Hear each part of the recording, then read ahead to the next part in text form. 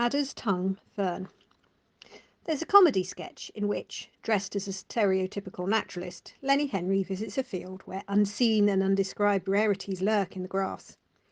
As he delivers his commentary on the threats to their survival, each step he takes crushes one of the creatures, which expires with a pathetic squeak.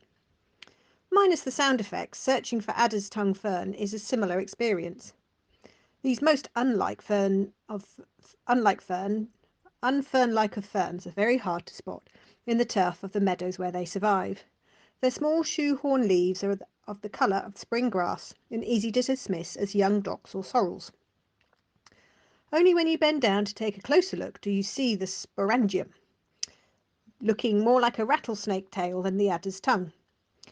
This spore-bearing spike is as green as the sheathing frond, and the effect is of a small emerald lords and ladies flower.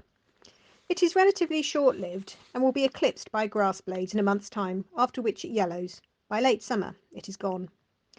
Finding adder's tongue is a sign that you are in an unimproved grassland. Unimproved for modern agriculture, that is, and hay meadows in May are always a good place to look. The plant's underground network of rhizome allows it to persist in undisturbed spots, but ploughing will destroy it, and now that most of our ancient meadows have been ploughed or turned over into monocultures, or else overgrazed, the adder's tongue has declined in many places. But it can still be spotted along broad woodland rides and on commons that are not too closely cropped by sheep and ponies. In 1983, it even turned up in Buckingham Palace gardens.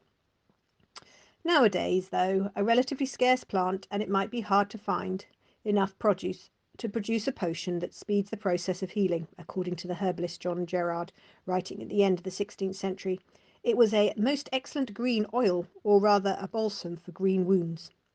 Adder's tongue was also said to be a cure for tumours if it was plucked at the falling of the moon.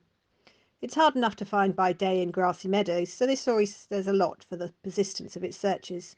It also tells us that it was a much commoner and more familiar plant than it is now.